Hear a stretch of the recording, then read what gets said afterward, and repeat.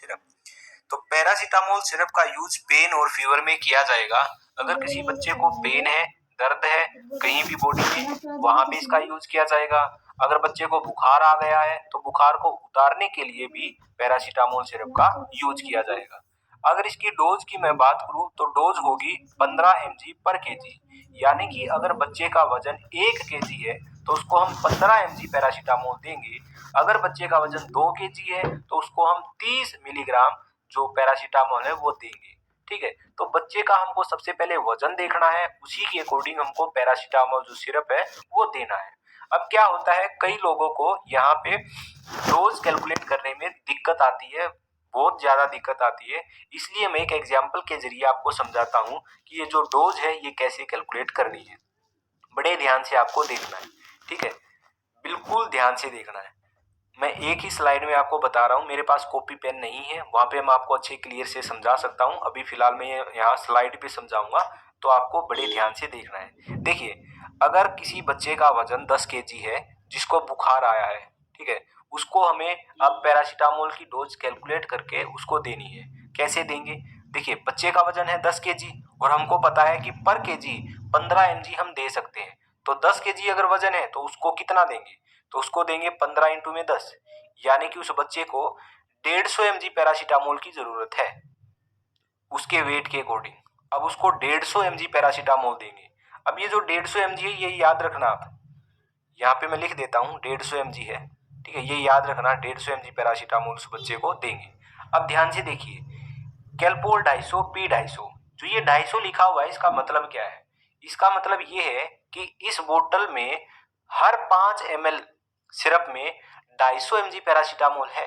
ये जो बात है जो अभी मैंने बोली, each 5 ml contains 250 mg paracetamol, ये बात बोतल पर भी लिखी हुई होती है। आप नोटिस करना अगर आपने कभी भी नोटिस नहीं की है तो, ठीक है। इसका मतलब ये हुआ, अगर हम 5 ml सिरप किसी को देंगे तो उसके शरीर के अंदर 250 mg पैरासीटामोल गई है, लेकिन हमको 150 mg की रिक्वायरमेंट है। जो बच्चा था जिसका वेट 10 केजी था, जिसको बुखार आया था, उसको हमें 150 mg पैरासीटामोल देनी है। लेकिन प्रॉब्लम हो गई यहाँ पे, क्या प्रॉब्लम हो गई? 5 ml में 250 mg पैरासीटामोल है, लेकिन देनी हमको कितनी है? 150। अब इसको कैसे कैलकुलेट करेंगे? ध्यान से समझिएगा। 1 ml के अंदर अगर 5 ml में 250 है तो 1 ml में कितना होगा? 250 अपॉन में 5। तो इसको अगर कैलकुलेट करेंगे तो कितना आएगा? 50 mg। बिल्कुल ध्यान से देखना है, बिल्कुल ध्यान से। 1 ml के अंदर 50 mg पैरासीटामोल है, हमको चाहिए कितना? 150 mg। तो हम 3 ml देंगे उस बच्चे को जिसका वजन 10 केजी था, तो 3 ml। 1 ml अगर 50 mg है तो 3 ml के अंदर कितना होगा? 150 mg, ठीक है। तो 150 mg की हमको क्या थी? रिक्वायरमेंट थी। तो ये पूरा का पूरा कैलकुलेशन है जो अभी मैंने आपको करके दिखाई। तो जिस बच्चे का वजन 10 किलो है तो उसको हम 3 ml क्या देंगे? पैरासीटामोल सिरप देंगे। तो 3 ml के अंदर कितना है? 150 mg पैरासीटामोल जाएगा उस बच्चे के अंदर। उसका जो बुखार है वो उतर जाएगा, क्योंकि हमने जो डोज है वो प्रॉपर दे दी है। अगर ज्यादा डोज अगर आप दोगे तो वहां पे आपको साइड इफेक्ट देखने को मिलेंगे। इसलिए आपको क्या करना है? डोज बड़े ध्यान से कैलकुलेट करनी है। अभी आप अगर आपको समझ नहीं आया है तो वीडियो को रिवाइंड कीजिए और दोबारा से देखिए, ठीक है। मैंने आपको क्लियरली समझा दिया है। ओके, तो ये पूरी कहानी थी पैरासीटामोल की कैलकुलेशन की। तो आपको डोज याद होनी चाहिए कि किस दवाई की कितनी डोज होगी। तो एक छोटा सा एग्जांपल मैंने यहाँ पे पैरासीटामोल का लिया है, ठीक है। इसी के अकॉर्डिंग आपको हर दवाई की डोज याद रखनी है। ओके, आगे हम बात करते हैं सिट्रजिन की।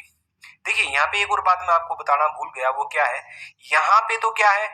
250 mg है हर 5 ml में, लेकिन एक पायरीजेसिक नाम से सिरप आता है, उसके अंदर क्या है? या फिर पी 125 के नाम से भी आता है। उस पैरासीटामोल सिरप में हर 5 ml में 125 mg होता है। तो यहाँ पे जो कैलकुलेशन है वो बिल्कुल अलग आ जाएगी।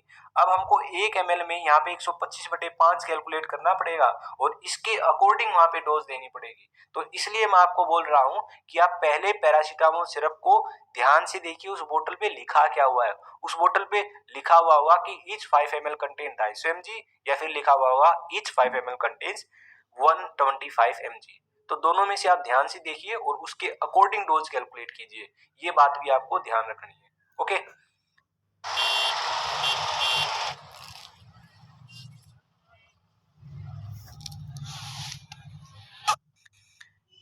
नेक्स्ट हमारी है सिट्राजिन।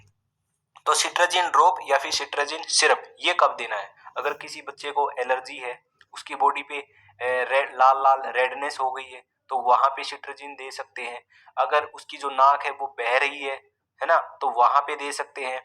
या फिर वाटरी आईज है, आंख लाल हो गई है या फिर आंखों से पानी आ रहा है, तो वहां पे सिट्राजिन ड्रॉप का या सिरप का यूज किया जाता है। अगर इसकी डोज की मैं बात करूं तो डोज होगी 0.25 mg पर केजी। तो ये हमारी डोज है, इस डोज के अकॉर्डिंग हमको कैलकुलेट करना होगा। ठीक है, एग्जाम्पल मैंने आपको पहले बता दिया पैरासीटामोल का, तो बार बार मैं नहीं बताने वाला। ओके, तो अगर इसकी ब्रांड की बात देख ले तो जेरटेक नाम से ये बहुत ही ज्यादा फेमस है सिट्राजिन सिरप, और सिप्ला कंपनी की एलरीड है, ये भी बहुत ज्यादा फेमस है। नेक्स्ट जो हमारी दवाई है वो आती है सेलाइन नेजल स्प्रे। तो सेलाइन नेजल स्प्रे का यूज किया जाता है नेजल कंजेशन में। अगर किसी बच्चे का नाक बंद है जुकाम के कारण, तो वहां पे नाक को खोलने के लिए इस सेलाइन नेजल स्प्रे का यूज किया जाता है। ठीक है, जैसे 2 ड्रॉप दिन में 2 बार नाक में डालनी होगी। ठीक है, जिससे कि बच्चे का नाक जो है वो खुल जाएगा। ठीक है, वो सांस अच्छे तरीके से फिर ले सकेगा। तो वहां पे सेलाइन नेजल स्प्रे का यूज किया जाता है। अलग अलग नाम से आता है, जैसे यहाँ पे नेजो क्लियर के नाम से आता है, सोनिक नाम से भी आता है, सेलोनी नाम से भी आता है। तो कोई भी लीजिए, सभी का काम सेम ही है, नाक को खोलना। ठीक है, नेक्स्ट हमारी जो मेडिसिन है वो है पेट दर्द के लिए। ठीक है, अगर बच्चे के को पेट दर्द है तो वहां पे हमको कौन सी दवाई देनी है? तो वहां पे कोलीमैक्स का यूज किया जाता है। ठीक है, यहाँ पे जैसे कोलीमैक्स, ये ब्रांड नेम मैं बता रहा हूँ, जैसे कोलीमैक्स है, या फिर और मैं आपको बताऊं कोलिजा डी है, मेफ्टाल्सपास है। इन तीनों में से कोई भी एक दवाई का यूज आप कर सकते हो, क्योंकि तीनों में जो साल्ट है वो बिल्कुल सेम है। क्या साल्ट है वो देखिएगा, साल्ट है डाइसाइक्लोमाइन एंड सिमिथीकोन। तो दोनों ही जो साल्ट है ये पेट दर्द में यूज किए जाएंगे।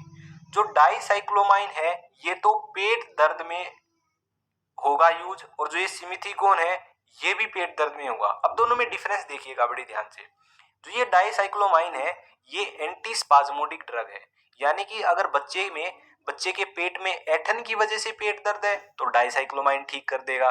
अगर बच्चे के पेट में गैस की वजह से दर्द है तो सिमिथीकोन ठीक कर देगा।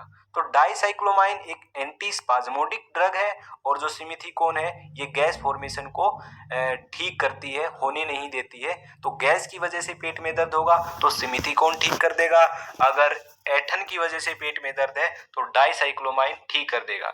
इसलिए दोनों का कॉम्बिनेशन दिया जाता है कोलीमैक्स। ठीक है, अगर इसकी डोज की मैं बात करूं तो इसकी जो डोज होगी वो होगी, पहले तो जो 6 महीने से अगर कम का बच्चा है ना, जिसकी एज 6 महीने से कम है, तो उसको तो जो ये कोलीमैक्स है या फिर मेफ्टाल्सपास है या कोलिजा डी है ये बिल्कुल भी नहीं देने हैं। ठीक है, आप डॉक्टर से मिलिए और वहां पे आप कंसल्ट कीजिए। तो 6 महीने से बच्चे में 6 महीने से कम अगर कोई बच्चा है तो उसको ये दवाई बिल्कुल भी नहीं देनी है। अगर 6 महीने से 2 साल तक के बीच का बच्चा है तो उसको 2.5 ml दे सकते हैं। ठीक है, अगर 2 साल से 12 साल तक के बीच का बच्चा है तो उसको 5 ml ये दिया जा सकता है। ठीक है, तो ये हमारी बात हो गई डोज की। अब देखिए, जो ये साल्ट होता है ना डाइसाइक्लोमाइन और सिमिथीकोन, इन दोनों साल्ट में से जो ये डाइसाइक्लोमाइन है इसकी वजह से कुछ साइड इफेक्ट होने लगते हैं, जैसे कि ड्राउजीनेस होने लगती है, ड्राई माउथ होने लगता है, नर्वसनेस होने लगती है, ब्रेथलेसनेस होने लगती है। तो डाइसाइक्लोमाइन की वजह से बच्चे में क्या देखे गए हैं, बहुत ज्यादा साइड इफेक्ट देखे गए हैं। मोस्टली जो साइड इफेक्ट है ना, जो 6 महीने से कम का बच्चा है ना उसमें देखे गए हैं। ठीक है, 6 महीने से ऊपर का जो बच्चा है उसमें तो कम साइड इफेक्ट देखे गए हैं, लेकिन जो 6 महीने से कम का है उसके अंदर बहुत ज्यादा ही साइड इफेक्ट देखने को मिले हैं डाइसाइक्लोमाइन की वजह से। इसलिए कोलीमैक्स या फिर मेफ्टाल्सपास कोलिजाडी, इन तीनों में से कोई भी जो दवाई है वो 6 महीने से कम के बच्चे में नहीं दी जाएगी। तो वहां पे हमको कोलिजा ड्रॉप का यूज करना पड़ेगा, जहां पे केवल सिमिथीकोन है, जहां पे डाइसाइक्लोमाइन नहीं है, क्योंकि डाइसाइक्लोमाइन का जो साइड इफेक्ट है वो बहुत ही ज्यादा होता है। इसीलिए 6 महीने से कम के बच्चे में जो ये ड्रॉप्स है कोलिजा डी, मेफ्टाल्सपास, कोलीमैक्स, ये अवॉइड की जाती है। यानी कि अगर कहने का मतलब ये है डाइसाइक्लोमाइन जो साल्ट जिसमें होगा वो अवॉइड की जाएगी। तो यहाँ पे केवल जो सिमिथिकोन ओनली यही साल्ट है, वहां पे पेट दर्द में कोलिजा ड्रॉप है वो यूज की जाती है। ठीक है, नेक्स्ट जो हमारी दवाई है वो है स्पोरलैक पाउडर।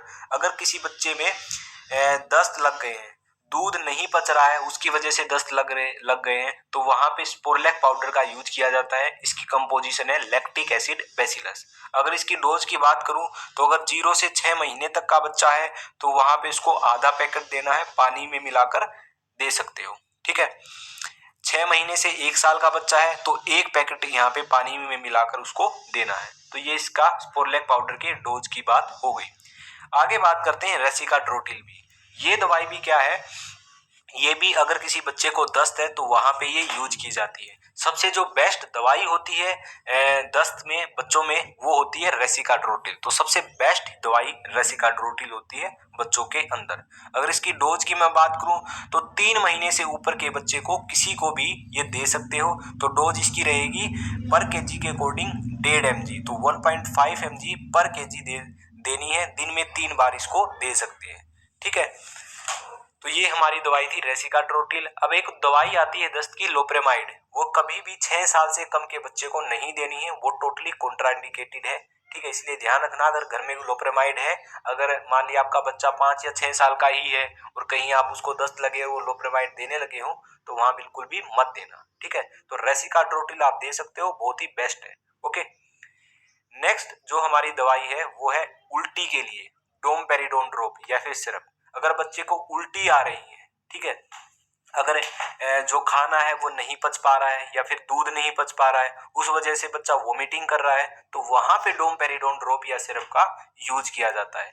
ये जो ड्रॉप या सिरप है ये भी टोटली 6 महीने से कम के बच्चे में अवॉइड किया जाता है, ये नहीं दिया जाता है। ठीक है, अगर बच्चा 6 महीने से 4 साल तक के बीच का है तो वहां पे इसको दे सकते हैं 0.5 mg पर केजी के अकॉर्डिंग। ठीक है, अगर 4 साल से 11 साल तक के बीच का बच्चा है तो उसको 4 mg दे सकते हैं, दिन में मैक्सिमम 3 बार दे सकते हैं। तो इसकी डोमपेरिडोन की डोज है। डोमसेटल बेबी के नाम से बहुत ही ज्यादा ये फेमस है। ओके, तो ये डोमेंडम है, इसके नाम से भी ये बहुत ज्यादा फेमस है, डोमपेरिडोन सस्पेंशन। तो ये थी हमारी कुछ दवाइयां जो कि बच्चों